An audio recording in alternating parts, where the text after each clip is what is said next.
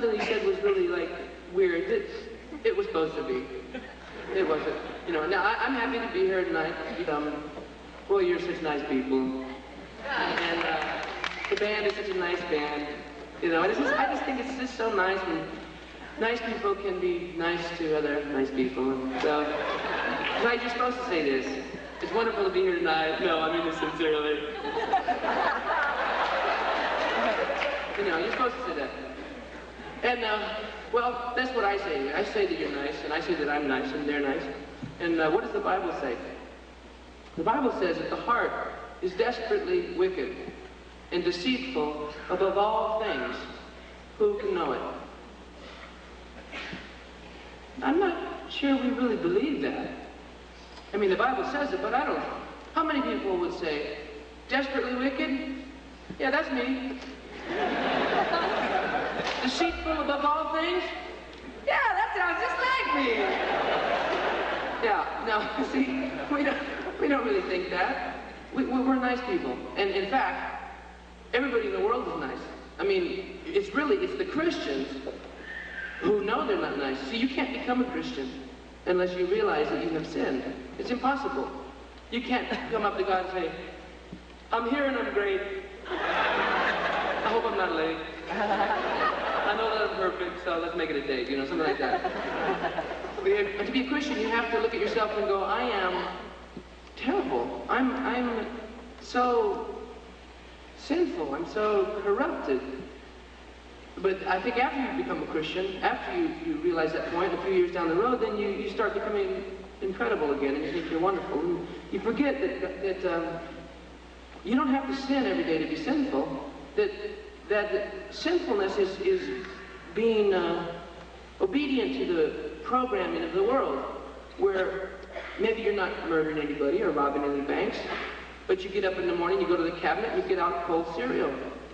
Because they've told you that cold cereal is good for you, you know, these little sugar crinkle crunchies and stuff.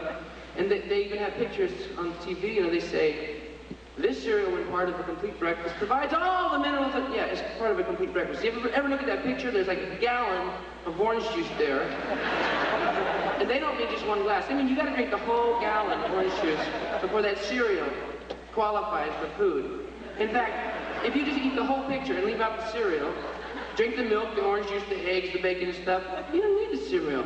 All the other stuff is what the complete breakfast is. So if you're really like hooked on cold cereal and you like Coca-Cola, and whenever you're hungry you make sure that McDonald's isn't too far away, you know, for a food transfusion, and if you watch the TV shows that you're supposed to watch because that's the newest and the most exciting, if you're watching the A-Team, stuff like that, you know, then you're still in the mold of the world. You're still, I don't mean you can't watch TV, but if you want to watch it, something's wrong with you. If it just happens to be on and you just sit there for like 5 or 6 hours, you know. But I mean, like if you know what day Remington Steele is on, and you like that Surfside or whatever that comes on after the A-Team where the guys are always in the water and it... Riptide. Yeah, Riptide. You know, one of those Stephen Cannell's films, yeah. Well, see, if everybody's so nice, and the world thinks they're great because they don't believe in sin. You know, see, if you don't sin, you don't need God, because if you're not a sinner, you don't need forgiveness. So people that haven't become Christians, many of them don't deal with the aspect of sin. They don't believe in it.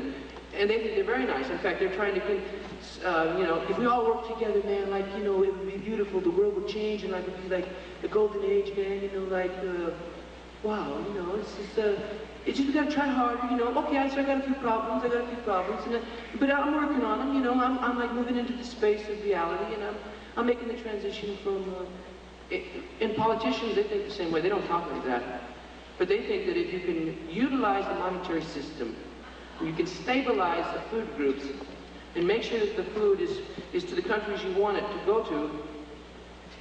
And obviously that means there's some countries you don't want it to go to, because those people can't support the economic strain on their community. Let those people die.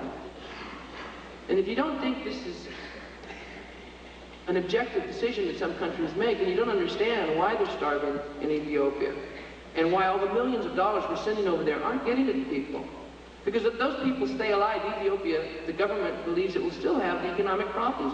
But if those people are dead, then it would be great. It's not money that's evil, it is the love of money that is the root of evil. And governments are run economically. So we're all nice people. And that's why the world is in such good condition today. And what's wrong with us who supposedly love Christ and walk in His Spirit, and yet we're jealous?